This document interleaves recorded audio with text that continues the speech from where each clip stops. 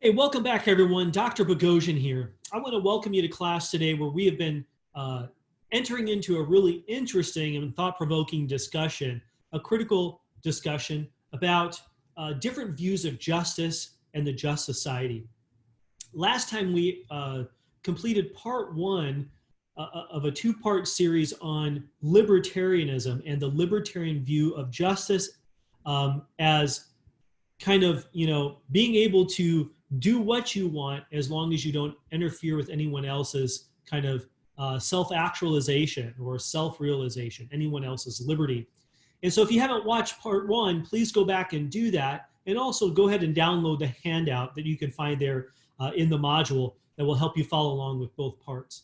But what we did last time was we looked at the libertarian view of rights, that rights are built into human nature, humankind. To be human is to come, brings with it a set of rights that are non-negotiable, regardless of whether any government ever acknowledges them or writes laws to promote and safeguard them. Now, on their view, right, the government's job is to, at a minimum, promote and safeguard individual liberty, which is an inherent right, and all the other freedoms that spin off of that and tie into that. And so what we closed last presentation with is an argument on behalf of the view that we have not only a right to our freedom, but a right to our property that is the result of our using our freedom and our energy and our creative, intellectual, and physical powers to earn money or property or wealth of some other form. And so let me go ahead and pull up my screen and give you that argument real quick, because today what we're going to do is look at a series of objections to that argument and how the libertarian attempts to respond to those objections.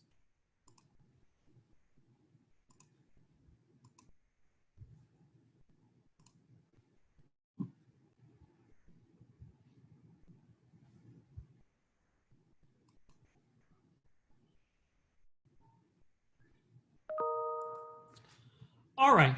So the libertarian argues that on the basis of this argument that someone like Michael Jordan, who is even is born with certain natural aptitudes, if he just makes the decision to cultivate those aptitudes and become a world, famous basketball player, one of the best of all time, and earns millions or billions of dollars as a result of those talents, he has a right to that property, and it should not be forcibly taken from him and redistributed to others who might need it or need some of it because they have less.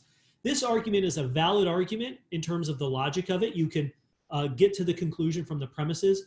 Our question today is it sound? Are all the premises true? Non-libertarians raise a series of objections to the argument. And in one of those, the first objection is that taxation isn't as bad as forced labor, okay? Robert Nozick is a libertarian that we haven't mentioned yet. He lived within the last 100 years and he was very influential. And he wants to respond to this. Some libertarians say, look, we can always choose to work less and pay lower taxes. If you don't like how much how the amount of taxes you're paying to the federal government, well, hey, work less. Michael Jordan doesn't have to earn millions. If he doesn't like that the government's taking a third or a fourth of that, well, he can quit.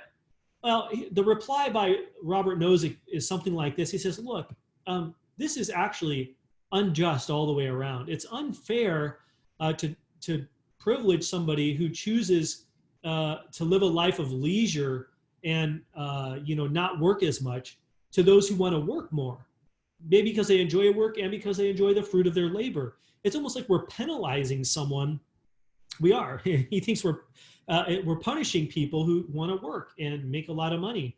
And so, sure, we shouldn't force people to work, but when we force people to take these large amount of taxes to pay for more than, let's say, running water and roads and a military to protect our basic liberties, well, then what we're doing is unjust all the way around. Well, the non-libertarian, comes back for a second wave of attack on this argument. And they say, objection number two is, well, look, there are all these people in our society and around the globe that are poor. They're without. And they need, the money more than Michael Jordan or more than Bill Gates or more than Tyler Perry or more than you fill in the blank, right? It's great that they're successful, but nobody needs $100 million. Nobody needs $1 billion. Since you don't need it, if you have it, it's wrong. We're justified as a society to take it from them, the 1%, as we call it, right, to give to the poor. The rich don't need millions and billions of dollars. They shouldn't have private jets and yachts and these huge houses, or many of them. And so maybe Robin Hood was right. We should steal from the rich to give it to the poor, because that's theft there is actually justified. And maybe higher taxes is kind of like Robin Hood. Libertarians say, you know what? No, Robin Hood was actually not a good man. As good as his intentions were, he actually was harming the rich and forcibly taking from them, right? And individual need for something isn't sufficient to justify harming them in that way, right? Let's suppose I need a kidney transplant. We wouldn't be justified to hold you down to take one of your kidneys to keep me alive, because let's suppose there's good reason to believe that I'm on the verge of a breakthrough to cure cancer.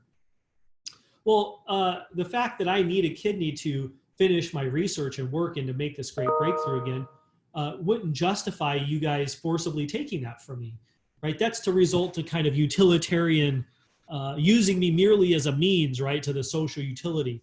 And the libertarian, like Nozick, is saying, look, that's just wrong. And we're essentially doing that with the rich when we take their money to give it to the poor. Instead, what we can do, right, and even should do, is create the conditions of society where we have a culture of developing people who are sensitive to the needs of others, who are generous in spirit, who care for charity, and they look for creative ways to give to bring the standard of living up to a level that is good for those who are at the bottom, so to speak. And so non-libertarians now push back, and they have a third kind of wave of attack, a third objection. And they say, well, look, you didn't build that, right? You didn't build the company all by yourself. Michael Jordan didn't get to where he is all by himself. He had coaches and he had training. Sure, he worked hard, but without the rest of the team, he really couldn't win all by himself, even if he could score 40 or 70 points in a game. Even in games where he sometimes did that, the Bulls lost. So he needed the team. He needed the coaches. He needed the organization. They helped him build that legacy. And so given that he's drawing on the resources of others to be successful, he owes others, not necessarily who contributed to his success, he owes others in society who are benefiting him, including those of us who watch him on TV, right? We're helping his team and Nike make money by buying the shoes that pay him the millions of dollars to have the shoe contractor to play for the team. And so the libertarian, of course, has got a response. They're not having it. They say, yeah, it's true, right? Strictly speaking, it's true that he needed others to help him succeed. But, and he's dependent in a certain sense, but just being on a team, right, doesn't make him who he is. He had to practice hard, make sacrifices. He had to play the games. And those other participants are also being paid a market value for their contributions to the Bulls team or whatever team. And Jordan is being paid a higher market value, right? Because he can command a higher salary because of his talents. And so there's no inequity here, right? Or unfairness. It's fair within the market system for him to be paid what his skills warrant, right? Or what people are willing to pay to watch or have him use those skills in the context of a team. And so it doesn't matter, right? It's irrelevant that he didn't build it all by himself. He did use his powers. He did use his energy and time to build what he did build and to then act it out in the market system freely and contractually. And so he rightfully should get to keep the earnings that are the result of those efforts. Fourth objection.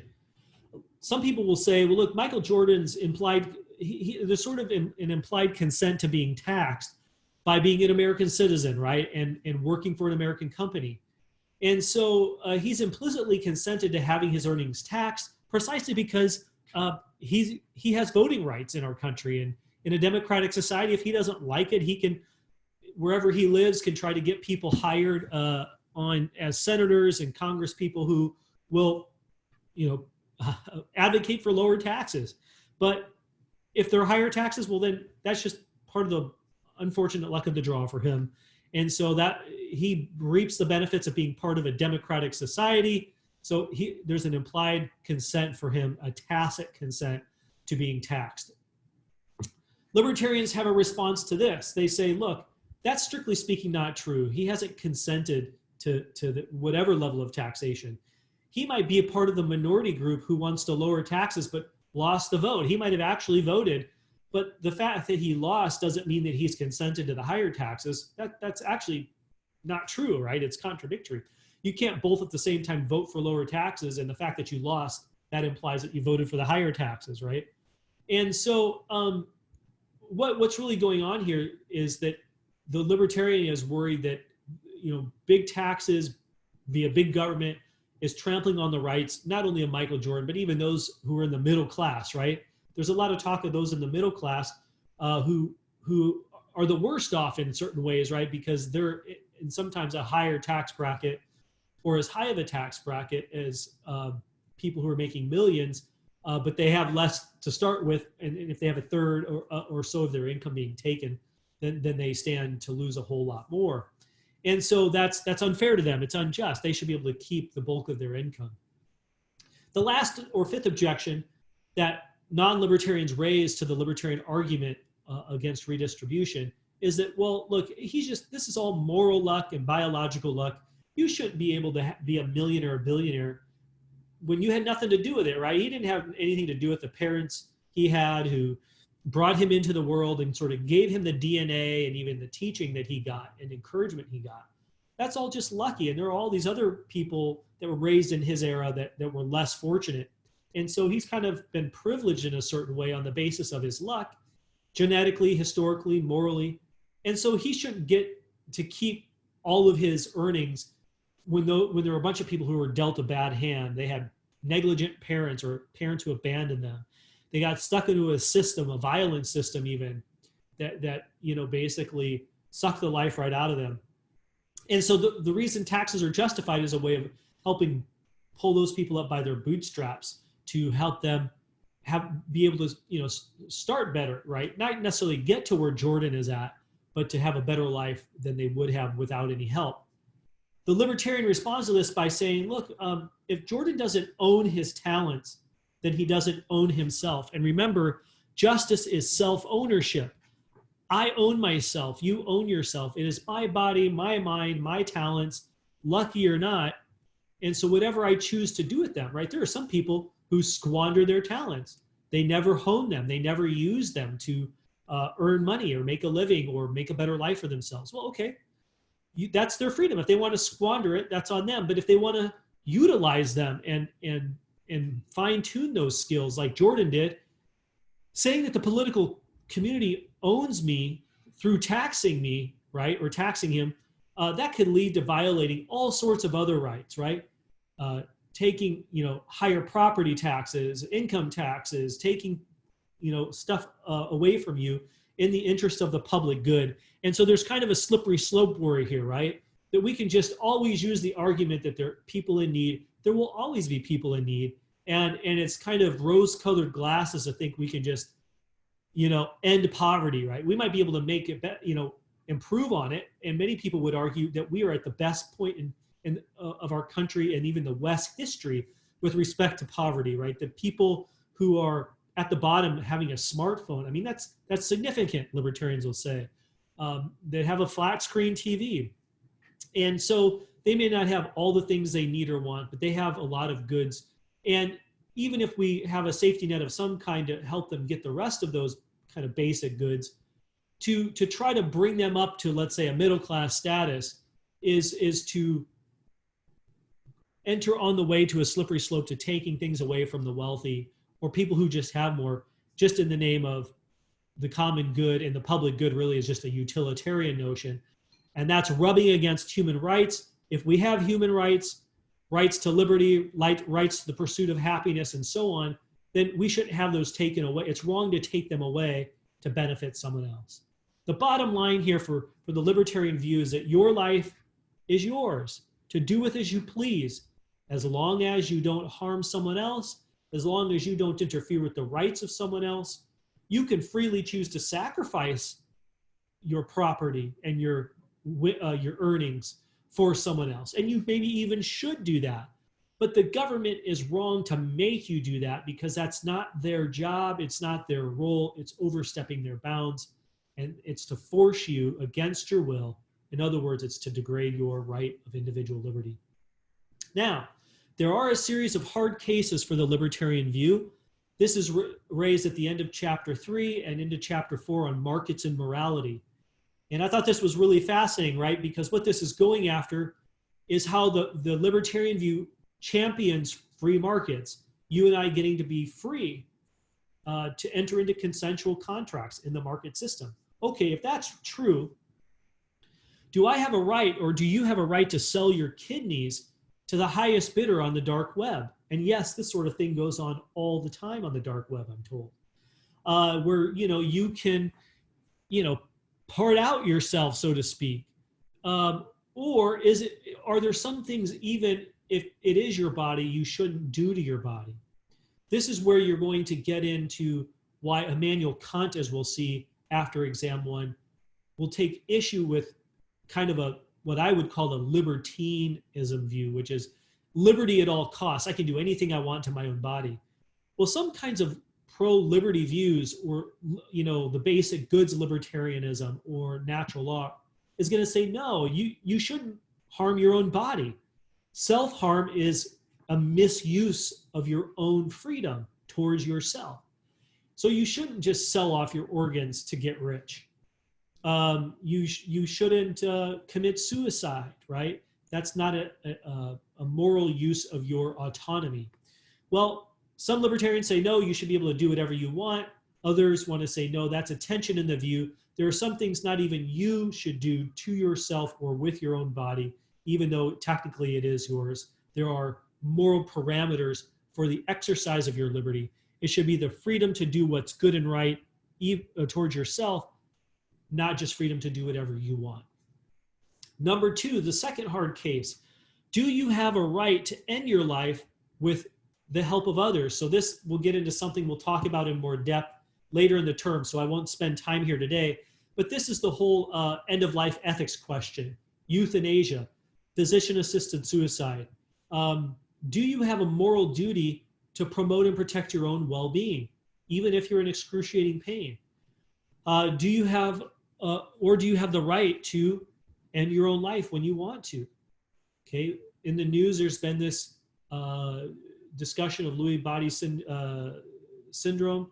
Robin Williams had it. It's a form of dementia, as I understand it. And dementia is a really difficult thing, right? My own mother has onset dementia. It's just a horrible, horrible sort of thing where when someone's mind and cognitive grasp of themselves and reality begins to fade, right, it affects everything about them, their memory, their personality, their sense of meaning, their interrelations with their family. And it's a really sad thing to watch, right, and to be a part of. Now, some people say they should have a right to end their life, that would be the right thing to do. And certain kinds of libertarians like Friedman and Hayek would probably say, yeah. Others would say, no, that's still a misuse of your freedom. You shouldn't. That would be a form of self-harm by intentionally ending your life, right? You can use hospice care and other things like this to manage the pain, but you shouldn't, and the duress, but you shouldn't end your own life. Okay, we'll debate that later in the semester. The third kind of hard case is about consensual cannibalism. This was a case study in the book that is really thought-provoking, and you should think about it. What if if someone puts an ad in, on Marketplace, right, or on Craigslist or whatever your chosen outlet, offer up, right? Can they offer themselves up and say, look, I've always had this dream of being consumed, and I'll pay you to be the party that does so. Well, there was a real case of this in Germany, right? And some libertarians say, well, look, if you want to do that, as long as it's consensual and there's a contract and it's all above board, there's no manipulation, it's justified. What ended up actually happening in Germany, which is, I might add, socially far more liberal on certain kinds of social ethics issues than we are, is that that there was prosecution, right? Because this was seen as deeply immoral. It was an improper use of individual liberty. So you got to think about that there. We'll have a chance to probably bring that up in a future discussion board. Number 5, or last year, the bottom line here is whether liberty, as long as it's my own liberty towards myself or towards others and they're consenting, is consent enough to establish the rightness of an activity. There are lots of libertarians that say it's not. Consent is necessary. It's a necessary condition, but it's not sufficient. It's not enough to establish that you're doing the right or just thing. Because if you're consenting to cannibalistic behavior, you've crossed a line. You're misusing your liberty to pursue something that's not good towards human beings. Same with parting out your organs to make hundreds of thousands of dollars, right? So this would mean that you could maybe try to maintain libertarianism within certain parameters and have some other moral principles besides freedom that serve to kind of rein in freedom. This is called, in this 5th bullet point, the ordered liberty view. Sam Gregg, who I had you read last week, you can go back to that. He holds to an ordered liberty kind of libertarianism. And I highly recommend you read his book, On Ordered Liberty. You can find it on Amazon. I've read it. He's a very prolific writer and thinker in that kind of ordered liberty libertarian movement. Or it's also called integral liberty, where you have an integral relationship between liberty and pursuing the objective moral good for human beings, which is promoting our flourishing. And so that view in a nutshell would say that the previous 3 bullet points, you wouldn't have a right to end your life. You wouldn't have a right to sell your body parts to the highest bidder. You wouldn't have a right to freely choose cannibalism, because that actually is not promoting your flourishing as an individual, okay? And that flourishing is grounded in what are inherent human goods that are part of human nature. So go ahead and watch the natural law video as a follow-up. You're going to get that sort of view, the ordered liberty, basic human goods view there. And then if there's time next week, what I'll do is I might have a very short 10 to 15 minute overview of that view, just so you can see a different kind of libertarianism. Otherwise, have a great rest of the day. I'll look forward to seeing what you have to say about all this in the future discussion board. Take care.